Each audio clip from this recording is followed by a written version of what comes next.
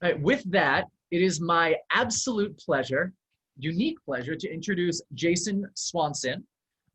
Jason Swanson, Mr. Jason, for the purposes of this presentation, um, primarily works, as far as I know, with Knowledge Works, which is based out of Ohio. He is the Director of Strategic Foresight at Knowledge Works, where he helps lead the organization's research into the future of learning. Um, excuse me. He is also an emerging fellow with the Association of Professional Futurists. And I believe, Mr. Jason, is it correct that you're still a professor at Carnegie Mellon as well? So sometimes I'll give some lectures there Oh, and at other universities, but not a professor, no. okay. Well, guest lecturer at Carnegie Mellon et al., as far as universities go. And today, Mr. Jason will be talking with us all about futurism. So one more reminder, please, to turn on your cameras. And with that, Mr. Jason, it's all yours. Yeah, thank you. It's awesome to be here and talk a little bit about possibly one of the strangest jobs somebody can have. So I was hoping to share a little bit of my story today, kind of explain to you like really broadly like what a futurist maybe is and isn't. Talk about sort of how I got mixed up in all this craziness. And then kind of give you an idea of like what my day-to-day looks like. But I want to make this as much of a conversation between all of us and less of me just kind of going on about the future and all that. So in a little bit, I'm going to show a PowerPoint just to kind of illustrate some of the things that I'm talking about. But at any point, if you have any questions, use the chat box. Let me know. I'm happy to stop or parking lot stuff. And, you know, again, in the spirit of making this a conversation, there's some stuff I'd like to ask all of you too. So I hope that's cool. I know you came here to see a presentation. I probably didn't think you'd have to do some work. So with that said, I'm going to take it from the top here. And I've taken to calling this just a futurist. Like, what are they? What do we do? And a day in the life. So I want to start with the first big question, and using the chat box because there's so few of us, feel free to unmute. But like when we're talking about the future, and I want to kind of put a time frame to this, we'll start to say like 10, 20, 30, 40 years in the future. Can you predict it? Can you predict it accurately? So drop it in the chat box. Yes, no, maybe. I have no idea. Maybe. Maybe. Okay, that's a fair answer. I'll say no idea. Okay, also good. So you're I've welcome. not guessed that and been wrong, so. Yes, yes, maybe. And the key here is accurately, right? All right, anybody else want to weigh in? Throw their 2 cents behind this? Maybe. All right. Is that fortune teller? Well, yeah, it says it on the box. Sorry. Any Bruce Springsteen fans will know about this one. Got a not fully accurate, but close. So the official answer, right, if I'm talking to you as you know, a pro-futurist, is that you can't, right? It's impossible to predict the long-term future accurately. We can predict it, we can depict it. So I think like the maybes are probably spot on, and I appreciate that. But one of the reasons like you can't, right, or one of the reasons we like to believe we can't, at least at this point in time, is like illustrate it in this handy chart, right? So this is something we call the cone of plausibility. And it's a foresight teaching tool. Like if you were to go to like futurist school, which is where I went, and I'll tell you about that, we would use this to say, okay, the future is many, right? It's not just one. And the farther we get out into the future, just the more stuff we've got to deal with. It becomes harder to predict. So you see like that cone, it's the limits of plausibility, right? And that's kind of like your limits of prediction. And the best way I can explain this would be like, if I told you to tell me what like the next hour of your life was going to be like, you could probably predict that. You're going to listen to this person talk about this crazy job, right? If I said, what's like in the next couple of days or couple of weeks of your life, how do you think that's going to go? You would probably have a fair idea of what's going on, right? You're going to go to school. If you work, you probably have some scheduling around work, your assignments due, plans with your friends, stuff your parents might make you do, et cetera, et cetera. But if we say, like, tell me about your life, predict your life in like 10 years, it just gets harder because simply it's just more stuff you have to account for, right? Just those variabilities that, change things, they just pile up. So we like to say we are in the business of depiction, not prediction. So because we can't predict a single future, we're thinking about a lot of change, right? And because there's no data point for the future, we have to make certain assumptions or certain guesses about where they're going. And we have to manage all those guesses, right? So we want to display like a wide range of futures, what we would call alternative futures. And they kind of fall into three big buckets. Bucket one would be possible futures. If you think about possible, it's like anything can happen, right? And we know that, like, weird stuff happens all the time that we don't think about. So if you look at this screen, like, possible futures of the entire screen, there's no plausibility. I could win the lottery, right? It's possible. It's not really likely or plausible, right? It's just like a shot in the dark. But when we start to really study change, we start to think about limits of plausibility. So that's our second P. Those are plausible futures. Those are futures that are maybe more likely to happen than me winning the lottery. So I could win the lottery, yeah, right, but it's probably more plausible that I'm going to have to work the rest of my life, right? So that brings us to the third P. Those are preferred futures. Those are things we want to happen. They're also called visions. So like companies sometimes have vision statements. The schools you go to, they probably have a vision and a mission, but it articulates where we want to go, right? What we want to happen. So possible I could win the lottery? Unlikely. Plausible that I'll have to work for a while. So then my preferred future might come like, I'm going to find something I'm really good at and really like doing, right? So that's what we mean by like a range of futures, and kind of gets it like why this stuff is kind of hard to predict, right? We're in the business of describing change. And instead of approaching it with certainty and saying, I know, it's a field where it's totally all right to say, I don't know, but let's find out together. So with that, I want to invite you to unmute, right? So if you can't predict this stuff, then why should we think about the future at all? To have a goal plan for yourself. Definitely. Goal plan for sure. Why else? To be able to make change. Yeah, most definitely. Changes. Definitely. To think about a future that might be different than the present, right? Or to think about ways things could or should be different. Anything else you could think of? I'm thinking also like to prepare for stuff that could happen in the future. Yeah, most definitely, right? Like we like to say one of the reasons you do this is to prepare to be surprised, right? So it's not a shock. Mm-hmm.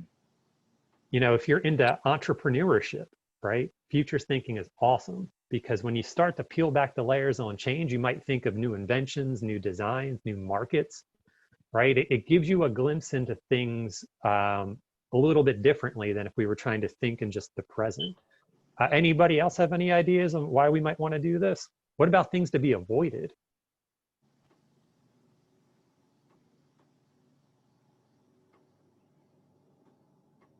All right, so those are some great examples of why we might want to think about things.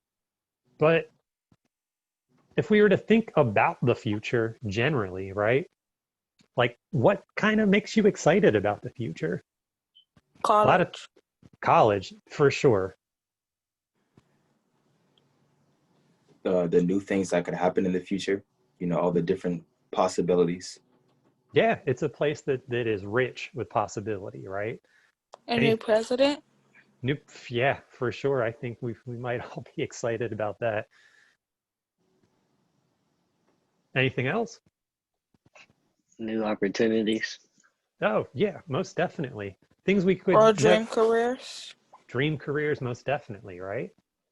Now things will improve. Yeah, definitely. There's always that chance. Anything else?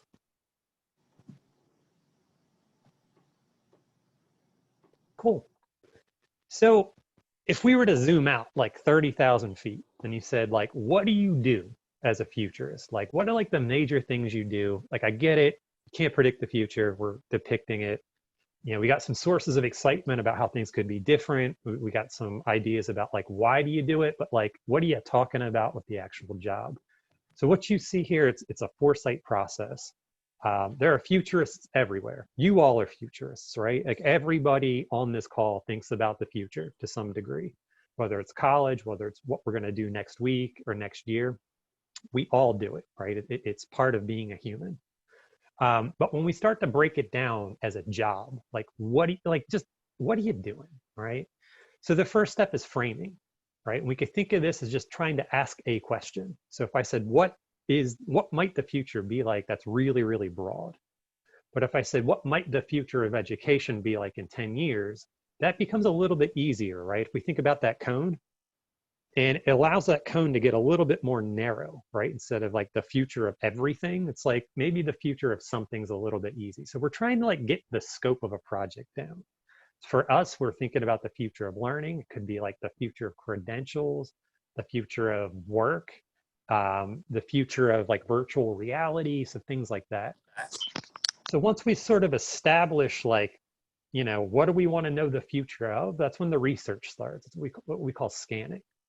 And we're not interested in just stories like kind of at the news headline or what I call like the parent test. Like when I come see my parents, if they're talking about it, then I know that's kind of like a mainstream issue. And I want things like just as they're bubbling up, right? What are those signals that are pointing towards the way that the future might be a little bit different than the present? So we look everywhere, from speakers to journal articles to like Reddit. You name it, we're combing the land for just signals of how the future could be different. So once we kind of do all of that research, we get into the actual futures part, right? So we're going to start to develop images, stories, you name it, basically depictions about the future. Sometimes in working with folks, they also need some help with that vision element, right? So it's one thing to talk about how the future might be different and we want to avoid some stuff. But like if you get a lot of adults in the room and you ask them what they want from the future, things get a little weird, right? They're like, I have never been asked this before. So a lot of our work too happens to be around clarifying like that preferred future or that vision. So once we kind of go all the way out to the future, the next step is to come back into the present.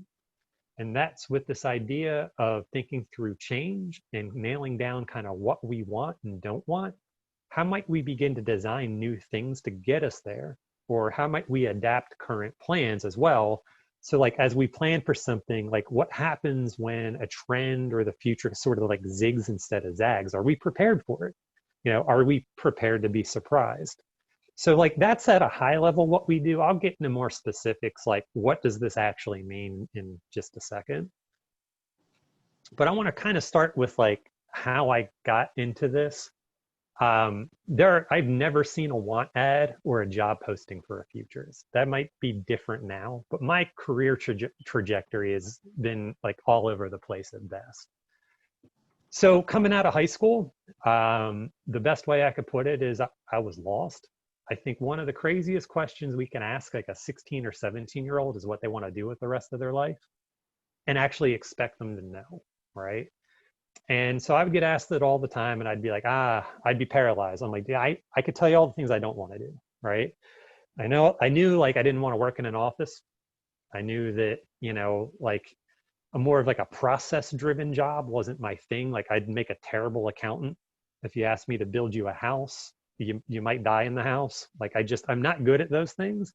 I'm better at abstract thinking. So I graduate high school. My parents basically gave me a choice well, I had three choices. I could live here and pay rent. I could work and pay rent somewhere else, or I could think about going to school. So I just jumped into higher education. I had no idea what I wanted to do. I got really, really lucky. I don't recommend that path because it's an expensive and painful path. But I jumped in and found like an interesting program, went through college, I graduated. I still had no idea what I wanted to do. I was really, really kind of deeply depressed. So in kind of true, you know, the spirit of just trying anything, my first job out of college was I apprenticed and I tattooed in a street shop for a number of years. And it was there I had like my first real thought about the future. This was before the financial crash of 2006. And I'm looking around and I'm going like, man, I'm the lowest guy on the totem pole. Like in plain English, I sucked, right? There's all these people that were way better than I was. And if the economy was to bottom out, like who wants to get tattooed by the guy that doesn't know what he's doing? So I was like, I've got to do something else. So I ended up going into an office job, wasn't a good fit. I ended up going to work at a school. And while I was at a school, a friend of mine said, hey, like I'm bringing a futurist in to speak, you should come. I'd never heard about what a futurist was. And like, but my friend would throw like these cool events. So I just went. And it was what I would call a lightning bolt moment. So this guy gets up and he's talking about all these trends in the US and what they mean. And I'm listening to him. I'm like, oh my God, like this guy gets paid for this. Like it blew my mind because I'm like, this is how I think. I've never seen this before. So I did what any normal person would do and I cornered the guy. I was like, how do you do like what you do? I've never heard of this. And he told me, and he came out of like the intelligence agencies and started doing this. And I sat down and for like the first time ever, I could answer that question. Like, what do you want to do? I'm like, I want to do this. But I had no idea where to get started because like I wasn't about to join the CIA. It wouldn't work. They wouldn't have me. I'm just not going to be a good fit. So I'm sitting down and I'm having this really intense personal moment. And a guy sitting next to me was like, listen, the University of Houston is a master's program in this. Like I do this. So when one day I had an endpoint and I had a pathway. Changed my life forever. I went home, I applied. I never ever thought I'd go back to school. And within 3 months, I was back in school. And I became what I could only describe as productively obsessed, right? I found what I wanted to do. I realized there's not like a job pathway for it, so that I'd have to create my own. So I would work during the day at a school. I would go to school at night, and in my spare time, anybody that knew more about this business than I did, I wanted to know, right? So I would track people down. I would work for them for free. No matter what I could do to learn more, both about how to be a futurist and sort of the craft and the brand of how to develop this for yourself, I was down. I was willing to do it because I knew that if I was going to make this happen, it was all on me. I couldn't get on monster.com and go, where's a futurist, right? So I had to rely on just being obsessed. I ate, slept, and breathed futurism. I still do. So along the way, I'm working in the cyber school. There was a director of marketing, and she was my age. And she would always stop me and say, tell me about what you're learning in the futures program. That sounds really cool. And I showed her a bunch of my work, and it was terrible. Like that, to look back on it is embarrassing, right? But you got to start somewhere. And she looked at it, and again, I got really lucky, but I got really lucky because of the obsession. And then she goes, we could use this. She marched me in front of the CEO and said, show him what you showed me. So I showed him a lot of kind of not great scenarios about the future of their school. And at that moment, I was able to rewrite my job description so I could do what I was learning at Houston at school. So they got a bunch of really inexpensive, low quality futures work, but I was able to learn more and more and more on how to apply my craft and start to think about my next moves. So, you know, along the way, I got hooked into people like the Association of Professional Futurists, which because I had the guts to ask for help, right? And to advocate for myself, that got me in touch with mentors and other people that would help drive my career. And then finally, KnowledgeWorks said, hey, we're looking for somebody that has this skill set. And I talked to them. I'd done a lot of consulting work. So I worked for Fortune 500 companies. I worked for automotive companies, and it was all cool. But because I knew myself, I didn't care about you selling another 2,000 cars that could drive themselves. I cared about using these tools to make society better, right? And the best way for me to do that was through education, because I didn't have the best experience when I was in high school. My brother didn't. You know, certainly there's a lot of young people out there that are doing the best they can. But this is an awesome tool to get people to think about how things could be different. So yeah, it was productive obsession. it was eat, sleep, and breathing it. It was the courage to say, I don't know, but can you help me? And then eventually I kind of landed in the position that I am now. And I'm still rabidly, like it's more of a lifestyle choice than a career, right? It forms how I see the world. So a day in my life right now is just this, right? I'm on Zoom all of the time, as everybody else is, right? So it's either talking to people, it's presenting, it's talking to my team, you name it, in my life kind of looks like this. But if we're really, in all seriousness, you can kind of divide the work into two big buckets. The first bucket is futures research and writing. So we create content constantly. So you can go on knowledgeworks.org, you can download any forecast we've ever written for free, right? So it's all in the public eye. So, you know, we spend a lot of time writing and producing content. So those are forecasts, those are strategy guides. Those could be interactive websites, blog posts, guest articles, journal articles.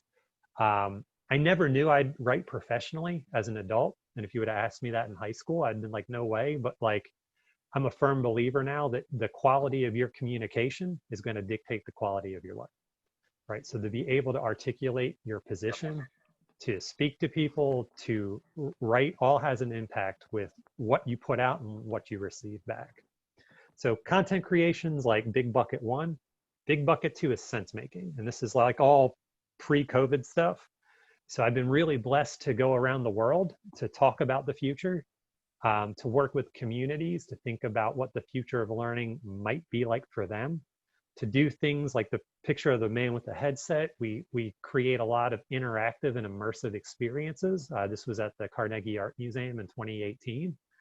But really just deploying different vehicles for people to experience and make sense of the future. Like we never go into a place and say, this is how the future is going to be, because it's just not the way it is. But we can think through this together and kind of co-create these spaces together, right? Because, you know, who owns the future is just as important conversation as what the future might be like. So I want to kick this back to you. You've heard a lot about my story and kind of how we work, but you know, what skills do you think might be needed to be a futurist? And more broadly, like what skills do you think might be needed to kind of work in a profession like this? Like my boss is 7 hours away, right? I'm in charge of most of my day. We work collaboratively, but like during the day, it's all on me. And Responsible. So, yeah, responsibility is huge. Your boss has to rely on you a lot, I'm assuming. Well, I would say we rely on each other a lot. So it is a real team, right? So, you know, I would say one of the skills I've had to develop is the ability to ask for help. So what else?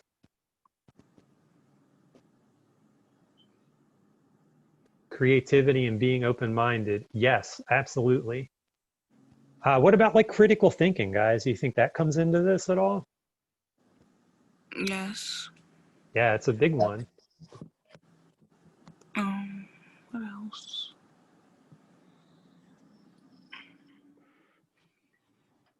I feel like you really have to like think deeply. Yeah, you need space too to be able to do that for sure. To really think about a lot of this. Writing is a huge skill as well. So that again, it was something I never ever, if you would have asked me 10 years ago. Practice. Practice for sure. What about courage? I said confidence. I didn't think you heard me. Oh, yeah, confidence, Trinity. That's, yeah, totally. So part of this too is, yeah, confidence. And, you know, you have to get up in front of people a lot of times and talk about things that can't be proven or might make people uncomfortable. So the ability to be able to do that is huge. That's something I'm still working on, you know. Patience. Yeah, some days of that are easier than others, I have to admit. And it's come with time and the job. You know, another big skill, and I think one that if you're talking about futures or really anything is maybe less of a skill and more of a philosophy, but it's of ownership, in that I have to own the entire process. And if I'm up in front of, a room full of people and we're talking about this stuff and they don't get it, I have to own that it's on me and not them, right? It's my job to make them understand, right? I have to have the confidence to be able to do that. I also have to have the confidence to straight up say, I just don't know, right? Because you can imagine I get asked some like insane questions sometimes. Any other skills you think might be vital? Persistence. For sure. I mean, you could say that about anything too. The more persistent you are in trying to go after something, the more it's going to pay off for you. A couple other pieces I would say that are pretty strong with this. Reasoning, right, and sort of philosophy are pretty big. Seeing things in systems is really huge. Knowing history is really important too, and research skills. So much of what I do is just reading. You'd be really shocked. So let me ask you all a question, right? Like we've been talking about skills and sort of like what I do. Has anybody on this call ever had a class in thinking about the future? Never. No. Have you I had a didn't class? even know that was a thing. But you've had You a class? said a class? That's an to- interesting drop. Yeah, right. So, but you've had classes on history, right? Yes. Yes. Do you have a time machine? No. Right? No. Like, are any of us going to go back in time and live in? So for me, like one of the things I'm really interested in is how do we take sort of these skills that we just identified and bring them into the classroom? Everybody on this call is going to live in the future, right? And there are really important lessons we can learn about the past, but because the future is unknowable, we need to develop a certain set of skills to think about it and to navigate it, right? So, it's not just about projecting these images, but it's like, how can we begin to maybe develop more robust ways of thinking about what might be possible? And then I think at the root of that is kind of saying, the answer of, well, it depends, right? When we think about school now, nobody, like, have you ever just kind of said that in the context of asking, like the teacher calls on you, does it depend? Has that ever been like an okay answer? Mm-mm. No, but in the context of the future, it all depends, right? Because we're making assumptions about change.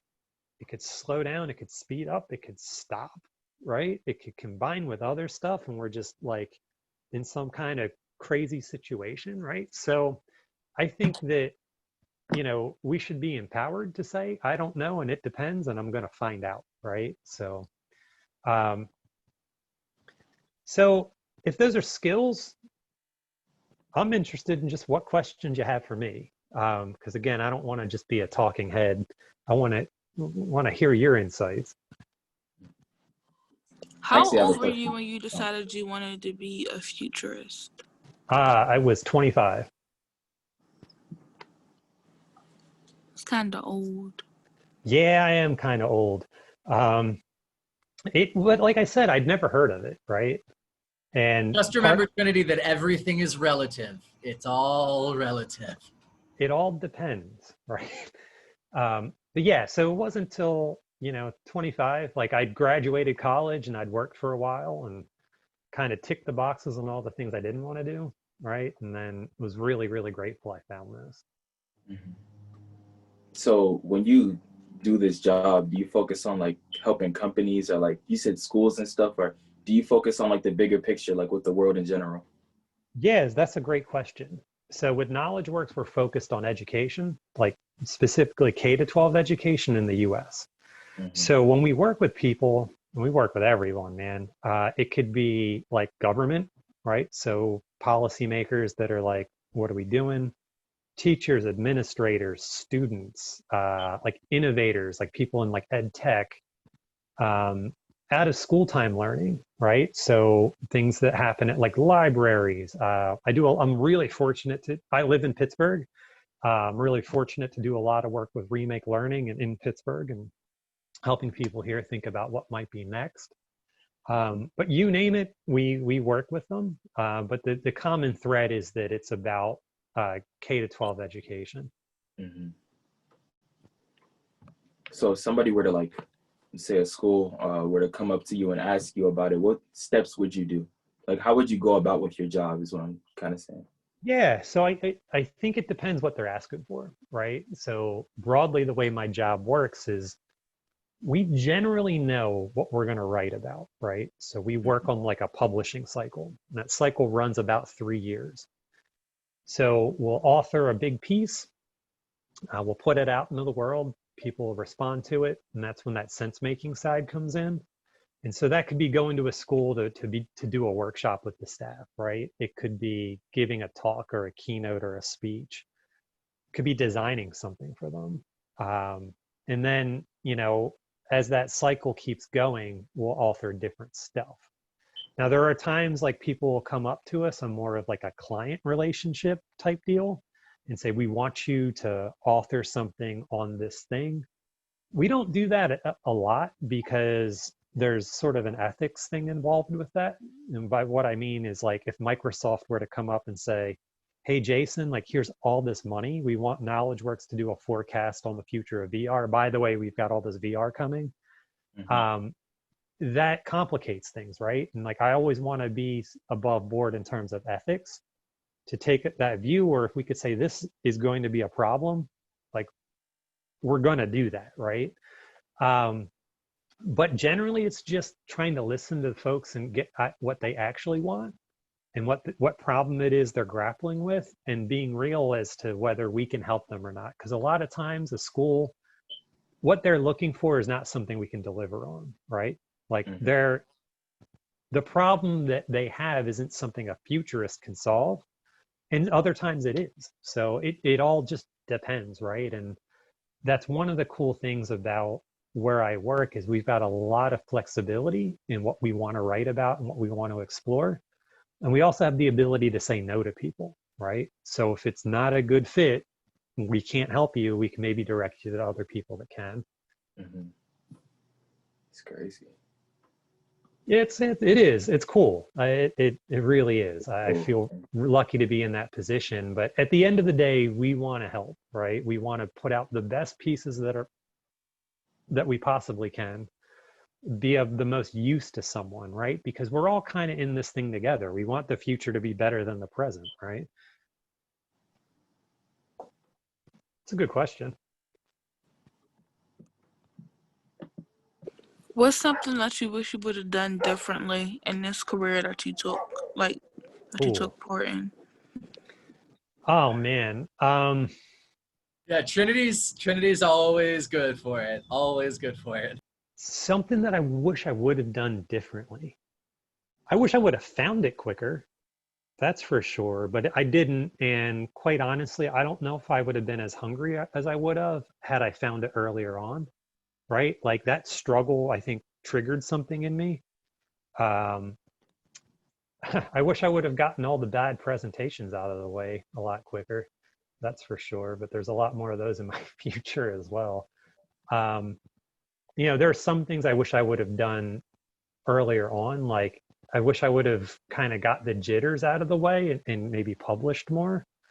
When I was really young into this, and I think that this is common for a lot of people, there's a hesitancy to put yourself out there, right? Because there's other people that know more than I do, and I might get criticized. And I wish I would have just gotten that out of my system like instantly and been like, you know what, I'm not afraid to do this. And any criticism that comes to me, it might be helpful.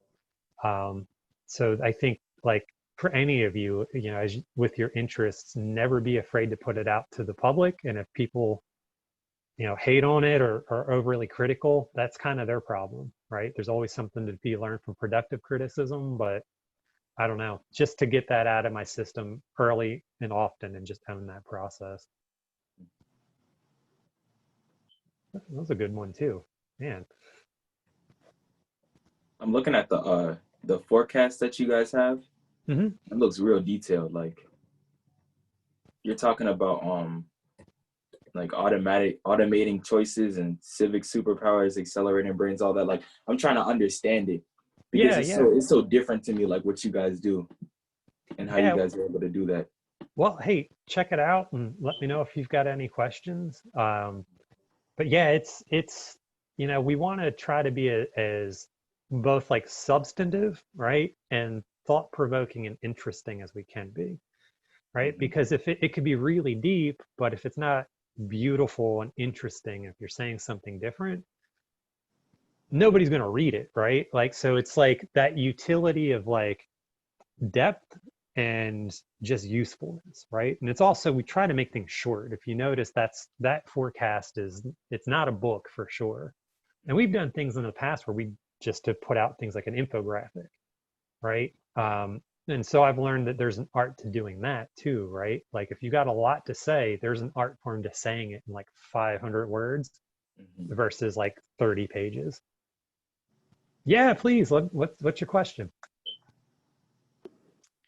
So you say you listened to a man talk about, the was it like the subject futurist wise, like what you do now? Was it like that?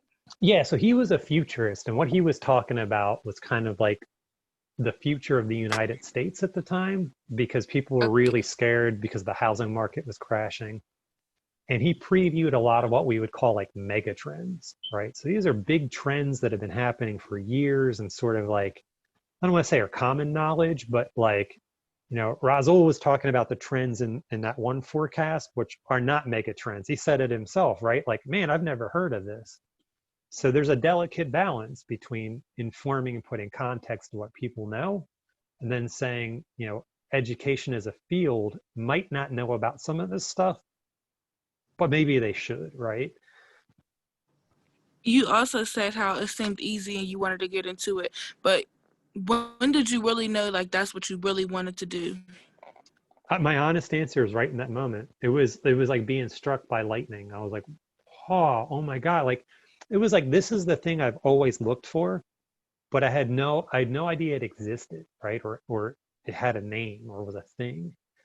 So it was like this weird cascading series of events that were like that. So see it, blows my mind, decide to go for it. Get into Houston, then I discover there's all these people that are just like me that were looking for this thing too. And by all these people, there were like 12 people. It's not a ton. There's not a lot of us, right? And then through Houston, I got hooked into more people throughout the globe that did this. So it was like, that saying, like you kind of like find your tribe. Like in a Mhm. very real way, I found that tribe and they were very giving, right? Because I was certainly, there was a really big age gap to this. This was a career that you came about like you retired and then you learned these tools and you jumped into it because you had all these contacts, right? Like you were a CEO or something, and now you're going to do, I'm the future of cars, and I was a car person forever. But because I was hungry, they were hungry to teach me, right? And because I was like, I don't know, like I'm just into this, they were like, whoa, a young person, young at the time, like wants to do this. Mhm. But yeah, it was like that moment. I remember leaving that session and bumping into a friend of mine like in a store, and he was like, dude, what's up? And I'm like, you wouldn't believe me if I told you, right? Like it was a really intense experience.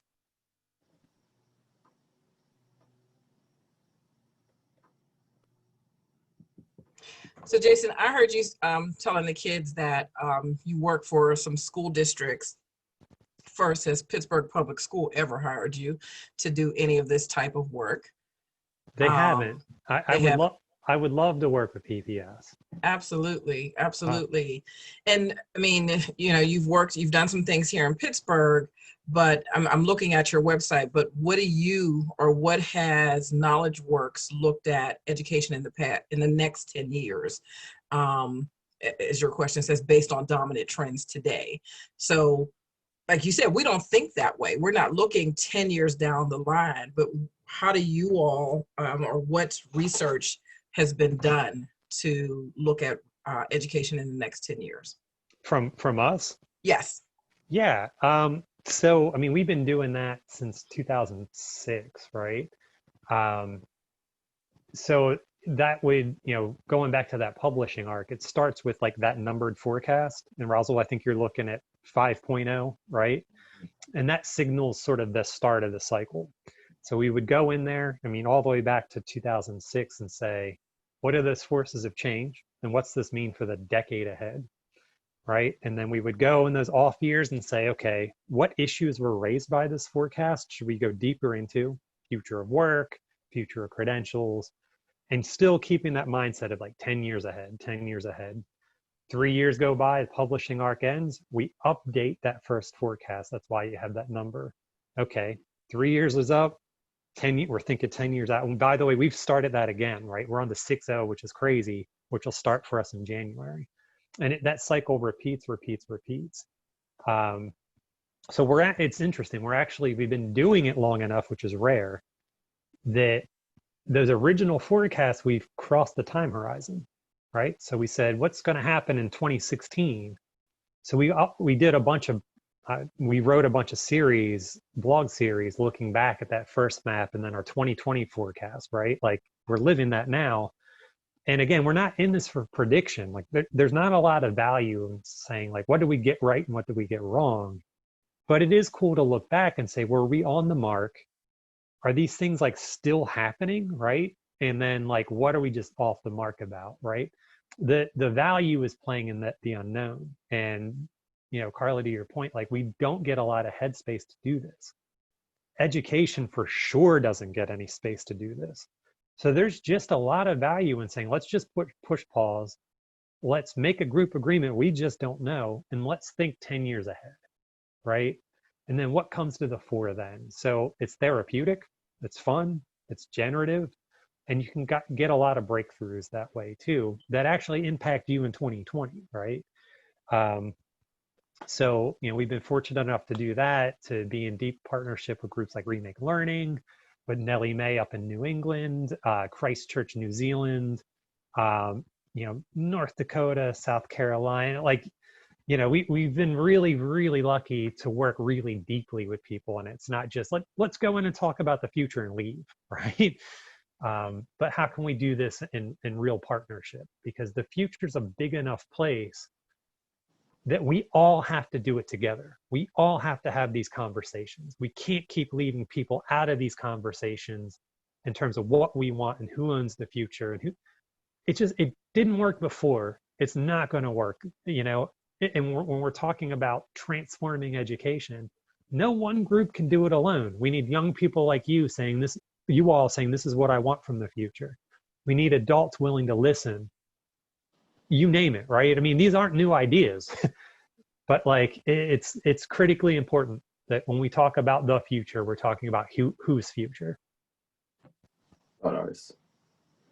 Yeah. I think the biggest issue that I see, like you said, we need young people like these to talk about the future and tell us what they want to see in the future, because they're, I'm not going to see their future in a lot of instances, but I don't think the conversation is happening enough for us to really, for us to really have that view. We don't, like you said, we're at a bird's eye view, and the young people that are at that lower level should be saying, this is what I see, and we're always doing that with our kids. Personally, it's like, what's next? What's going to happen next? If somebody would have told me about Amazon or the iPhone or Snapchat or Twitter, right? Invested, but what's next, and what do they want to see? What's important to this generation? So, that 100%. Well, I would even say that adults don't have any time to do this, right? And so that's been one of the coolest things I've seen in the past couple of years, right? Is that adults are asking these questions more frequently, and more frequently they're demanding that young people be part of that process. Now, it's not happening everywhere, right? For sure. But the places that are maybe more future literate and used to change, and that are being forced to change, like to have a truly diverse group of participants and conversation holders, they're recognizing there's a lot of value in that. And I've been supremely blessed through my role, at KnowledgeWorks, to think about the future with young people. And Pittsburgh's been a hotbed of that for me. We ran a program at the YMCA Lighthouse in Homewood around thinking about the future, and developed, hopefully it's one day, a podcast that'll come out for it. COVID put a stop to that. 2015, we did an awesome workshop in the Hill District with Youth Leading Change. And it was awesome because it was a group of young futurists. Any adult that came in the room automatically became a participant. We made them sit down and do the workshop with young people. And like the Pennsylvania Department of Education were there, and they were like, oh my God, like this is crazy. And I'm like, why is it crazy that people have ideas about the future? Like that, so we've been totally lucky. And I would like to see every young person take a class in futures thinking. You have to live in that future. So looks like there's a question. Feel fire away.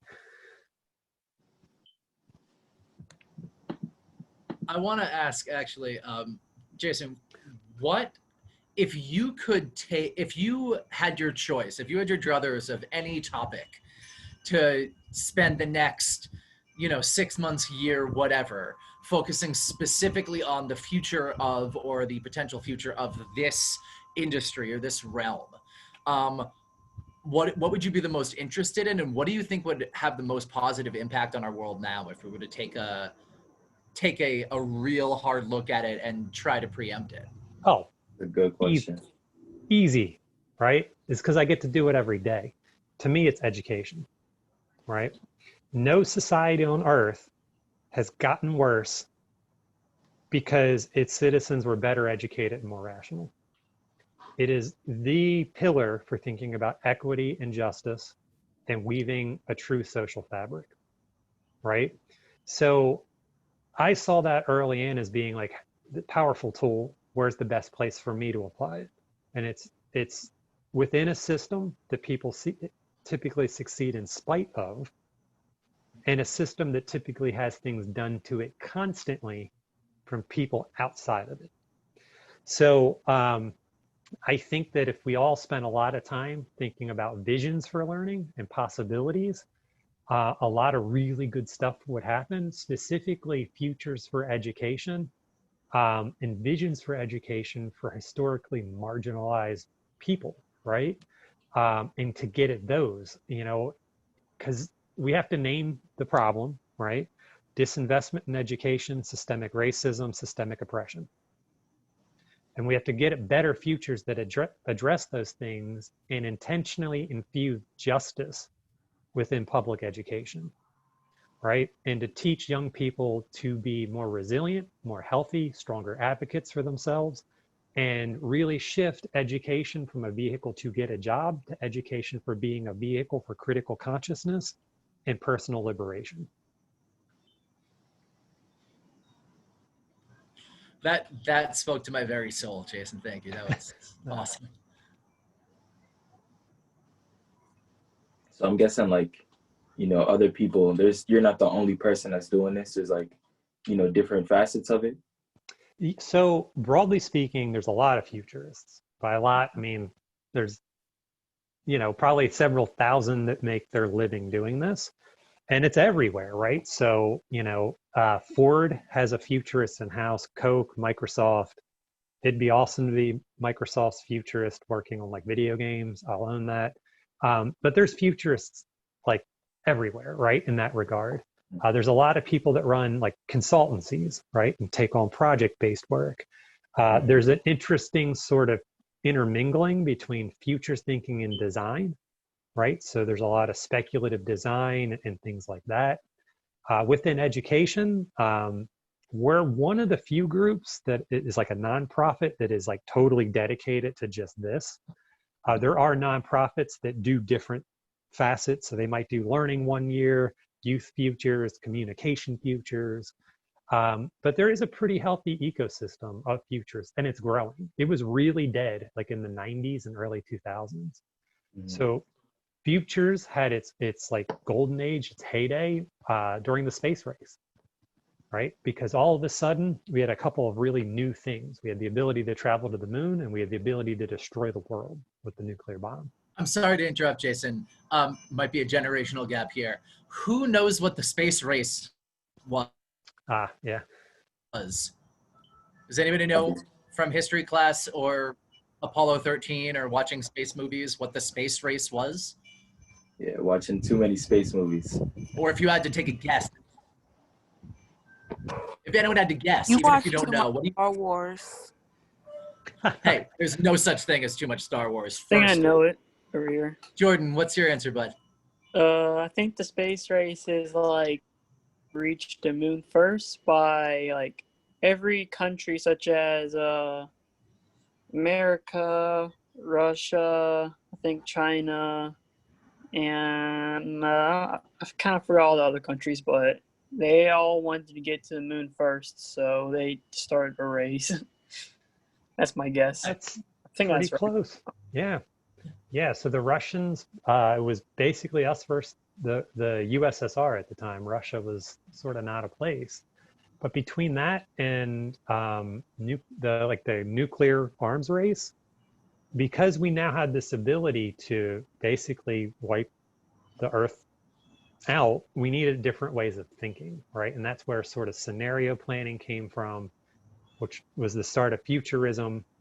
So NASA was like a really big client of my university back in the day. And so that shot forth, and then, businesses change, people have different priorities. But certainly like the twin pandemics we're experiencing right now has really kind of shown a light onto why these things are valuable. And we've been talking about, in 2006, we talked about a pandemic for education, and the need to think differently, right? And so I think we're going to see a new golden age. There's a lot of young people coming into this now that have serious chops as artists and researchers and designers. So it's not just old white guys that are interested in this now, which is good. And there's a lot of people around the globe that are kind of getting excited about thinking about the future. Mm-hmm. Yeah, it's crazy to me how I'm just now realizing this, because there's so many businesses out there that need this. You would think a lot of the big businesses would have a futurist, or would be more like, this would be more of a widespread job because it's needed.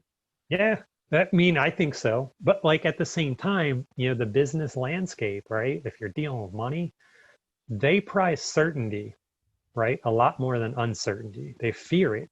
And when I come into these places and the first thing you hear out of my mouth is you can't predict the future, that makes people kind of squeamish, right? Mm-hmm. And then there's a lot of other additional problems that come on. But a lot of businesses now are like, well, we need a longer term outlook. We need to say we don't know. But yeah, I mean, that's my point of view. I think not just everybody needs to be doing this. So we had a question in the chat, and I think it's a good one maybe to end with, right? I want to be respectful of everybody's time. And the question is what would everybody like to see or have in the future? And I'm going to put some guardrails to this because the future is a big place. What would you like to see or have in the next decade? It could be your personal life, it could be your community, it could be the world. I'll go. I know it might be kind of weird because like it's starting to become like a big thing, but I want to see less technology. Like, Okay. I feel like it's like, I don't know, like a lot of people don't know how to just like live without it. And like, what if we didn't have it? We wouldn't know what to do. Like a lot of people look at technology as their only resource. I appreciate that. So I'm going to say you want a more human-centered future. Yes. Awesome. I deeply appreciate that. Thank you. Anybody else care to share? The beauty of this is you can't be wrong, right? It's what you want. So we'd be jerks to say you were wrong anyway. But it's the future, right? This is totally an aspirational territory. I know this isn't going to change in the next 10 years fully. Is it like, yeah, is it 10 years or something? Yeah, we'll say 10 years. I hope Trump's not president. I He hope. can't last that long. So. Well, yeah, Hey, but that's not what he's saying. I hope African Americans get justice, For sure. and I hope in 10 years I'm like an intern at a hospital. I love it. So a more just and equitable future without a strange orange man and a solid career goals. We had somebody from the chat box say, I'm not home, but I would want for people to start caring about the earth because I tend to watch videos where we would be if people keep polluting. Yes, so a green future. Mm-hmm. Anybody else care to share? So I think you were starting. Yeah. I was going to say around the same thing, you know, a greener future. I know that that's not going to change fully in the next 10 years, but, you know, showing progress of that and being able to be, you know, a lot of the things, especially with the ocean and pollution and what's going on, even just day to day, it's really terrible the way that we're treating the earth. So being able to use technology for good, because technology is showing a lot of issues when it comes to our earth. So Yeah, for sure. But it also has a lot of promise for solving a lot of issues too, if we can wield it in the right way. So I love this. We have a just future, a human-centered future. We have climate justice, right? That's good. And if I can say something real quick, as I'm somewhat required to, I do want to make sure that you all remember that you all know that I love quotations because I know that someone smarter than I am said it better than I could before I could. So there are two I want to share with you. First is never doubt that a small group of dedicated people can change the world. Indeed, it's the only thing that ever does. Mm-hmm. You're never going to say, I'm going to start a social movement and a week later have 50,000 people behind you. It's just like futurism and entrepreneurship and getting through school. Sometimes it's a slog and you just got to keep putting one foot in front of the other and getting through the day, doing the best you can. And I hate to sound like, you know, a PBS after school special, but you know, you really can do it. Mm-hmm. And then my second quotation on that topic is, it's attributed to Mahatma Gandhi. And it is, if you ever think you're too small to make a difference, try falling asleep in a room with a mosquito. And I know it's a little close to home for Miss Carlo, but with the fly yesterday, but I do want to remind you all that even if it's just you see a friend, you're walking with a friend of yours and they throw a bottle on the ground instead of putting it in the garbage, or even better, the recycling, call them out on it. And don't make it like, oh, you're an idiot or you're bad or whatever, but like, hey, it's not that much more effort to just walk 5 more steps and put it in the recycling, or, you know, put it in your pocket and recycle it when you get home if there isn't recycling, if you're walking through the Oakland area, you know. So any little thing you can do, if it's about justice, if it's about, you know, gender equity and gender equality, call out your friends when they say sexist things, you know, and really anytime you see anything that you wish were different, another Gandhi quote, be the change you want to be in the world. It is scary and it takes courage, but there are very few things in the world that do not take courage that are really worth it. So I just wanted to say that. some good quotes. I like that quote. Thank you. Zeke and Jordan, do you all have, can you all answer the question? 10 years from now, what do you? Mr. Jeremy, Yes, Ms. Rivera. was that a hair flip? That was a hair flip. It's long enough to flip now. I used to joke around, but now I can actually, I got the curls. Like, all right, so Zeke and Jordan, just to reinforce what Ms. Carla was saying, what would your answer be? In the next 10 years, what would you like to see improve or be different? I'd say global peace. You know, Start no small. wars. Love it. I love it. Ray got kicked out, coming back in. Sorry, Zeke. What were you saying, bud? Probably like people focus on global warming. Yeah, for sure. And that, you know, or whether we want to or not, we have to do it, right? And thus far, my generation and others have kind of not been super serious about it, but now's the time. Cool. Well, so that's it from my end. I'm happy to hang out and answer more questions if y'all want, or talk about the future. Also happy to call it a night if we're pressing up against time. So I'll, Jeremy and Ms. Carla, I'll leave it to both of you. Does anyone else have questions? I think this was so informative. Like I said before, I am just, I didn't know it was a career. That's how behind the times I was. So when we, hear about these wonderful opportunities and things that are happening, we try to share them with you guys. And, I was excited to get Mr. Jason here so that he could talk to you all, so that you can start thinking about your future in a different way. I think we do the goal setting and we're focused on academics only, but just, I think this is helpful in thinking about more than just yourself.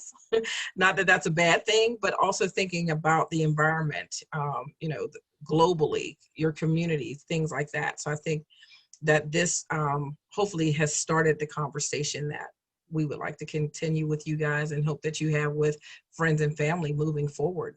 Tell your parents and, guardians and people that it's like, this career exists, and do you know what they do?